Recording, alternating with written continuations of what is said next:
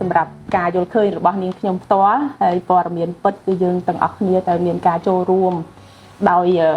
យើងពិនិត្យទៅលើទី1គឺប្រភពព័ត៌មានឲ្យបានច្បាស់លាស់ហើយទី2យើងធ្វើការវិភាគពិចារណា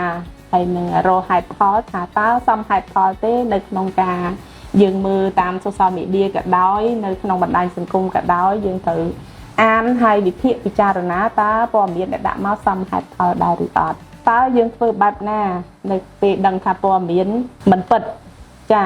ព្រោះថាព័ត៌មានមិនពិតវាជះឥទ្ធិពលខ្លាំងដែរសំខាន់ដូចបច្ចុប្បន្នយើងប្រព័ន្ធ digital ទំនើបអញ្ចឹងទេយើងទាំងអស់គ្នាត្រូវចូលរួមសហការគ្នាមិនគួរទុកព័ត៌មានคล้ายៗឲ្យនៅយូរទេក្នុងនាមនាងខ្ញុំជាថ្នាក់ដឹកនាំមន្ទីរមួយរូបហើយក៏ជាពលរដ្ឋប្រជាពលរដ្ឋមួយរូបដែរសូមអំពាវនាវបន្តដល់បងប្អូនពុកម៉ែបងប្អូនប្រជាពលរដ្ឋឬក៏យុវជនយើងទាំងអស់គ្នាយើងចូលរួមសហការទាំងអស់គ្នាទៅលើយុទ្ធសាស្ត្រមក3ផល1ទី1គឺមិនបង្កើតទី2មិនផ្សព្វផ្សាយ